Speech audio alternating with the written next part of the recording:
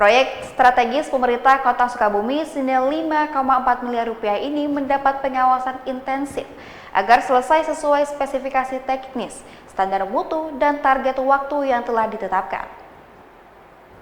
Pembangunan gedung kantor Kecamatan Gunung Puyuh sebelumnya diawali dengan peletakan batu pertama oleh Wali Kota dan Wakil Wali Kota Sukabumi pada 25 Juni 2026.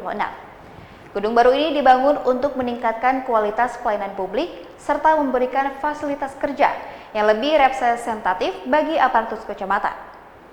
Meski masih terdapat deviasi pekerjaan sekitar 2,9% dibandingkan jadwal pelaksanaan, kondisi tersebut dinilai masih dapat dikejar dan tidak memenuhi target penyelesaian proyek.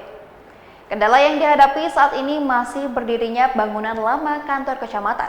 Namun pelaksana proyek tetap melakukan penyesuaian metode kerja agar pembangunan dapat terus berlangsung. Kalau untuk progres, kita kemarin itu posisi saya buka dulu data. Siap. Posisi 0,49. Kalau untuk posisinya, nah untuk kita masih nganut ke progres schedule yang awal. Itu kita harusnya udah di posisi 3,4. Di posisi kita itu minus di 2.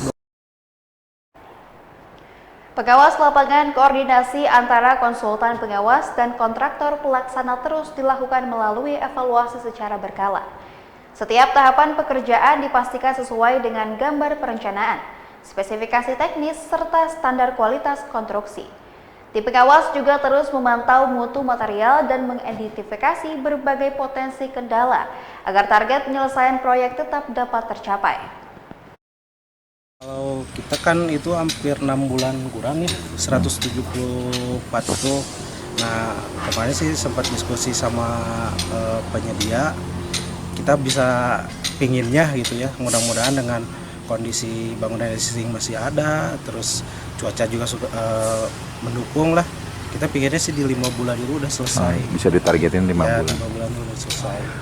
Kalau kendala sih kita di luar bangunan existing nggak ada. Sekarang juga kan kayak fabrikasi pembesian kita udah mulai.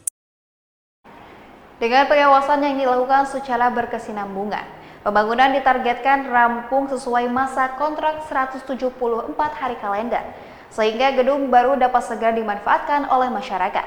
Dari Kota Sukabumi, Sofwan Zulfikar, tim liputan MJS TV melaporkan.